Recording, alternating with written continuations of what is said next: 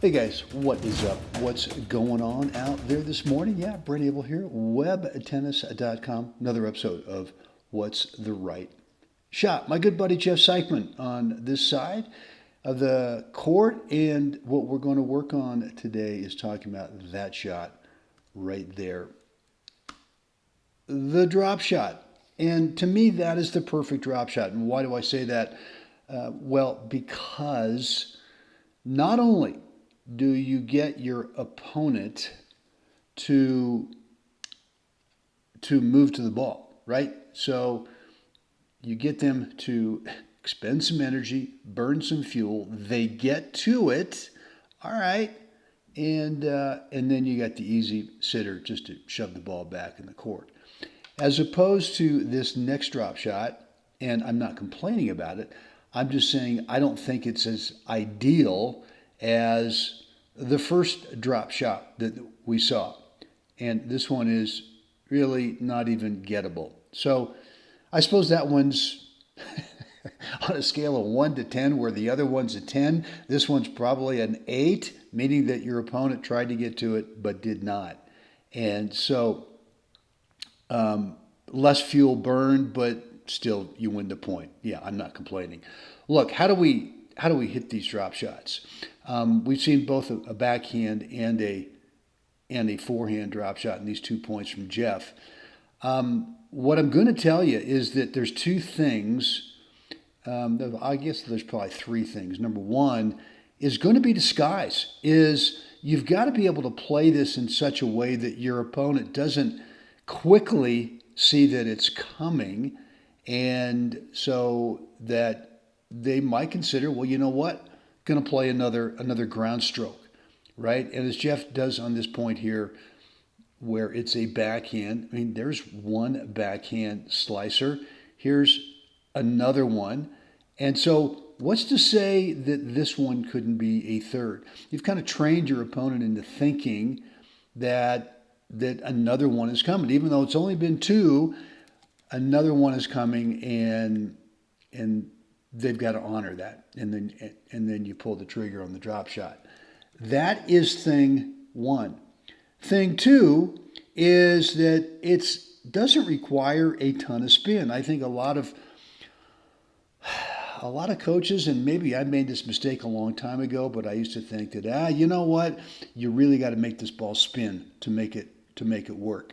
And sometimes it's just nothing more than just a little carve. Just like that one, just a little carve. Sometimes it's just a little bunt, but it's got to come out of that racket prep where thing one, which is disguise, right? So the racket prep is really pretty close to what the eventual contact point's going to be. And again, not much, some, but not much spin. And then I'm going to tell you what the third thing is. And I get this question a lot. He says, God, man, Brent, you're really good at the drop shot.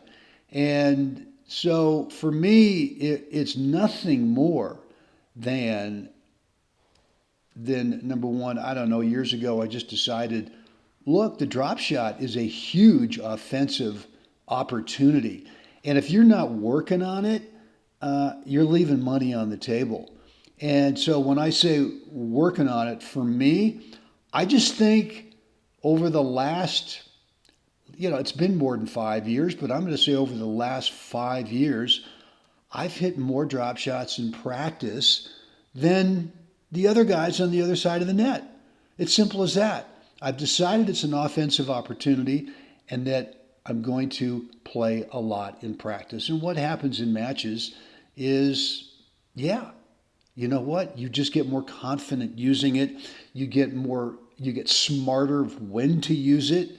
And you know what? Once that opponent over there has to honor the possibility of you playing a drop shot, now they start having to play closer on top of the baseline over there, if not a foot inside, something like that. And your ground strokes, especially if you play it right back up the middle, right at them, just become a lot tougher for them. So guys, would love to get your comments, your feedback, your questions, remarks down below in the comments area. Let me know. Love to read those and respond to them. And I've got one more thing coming up here for you in this video, so be sure to watch it to the very end. And as always, come on now, we got to get out there. Got to help someone else have a spectacular day. Gang, see you guys again next time. And here it is, nastiness. Oh.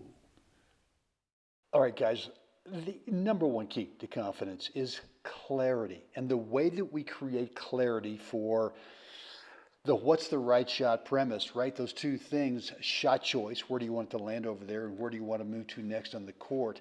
That kind of clarity happens between points, right? Those 25 seconds in between points, which is actually about on average 80% of the match. Only 20% of the time are we actually playing the points.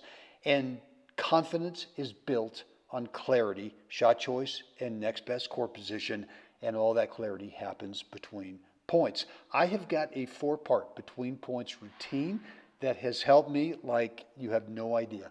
You can pick up a 9-minute video. It's a free video, details each one of those 4 parts of my 4 parts between points routine. There's a link down below that'll take you over to webtennis.com where you can get immediate free access to that video.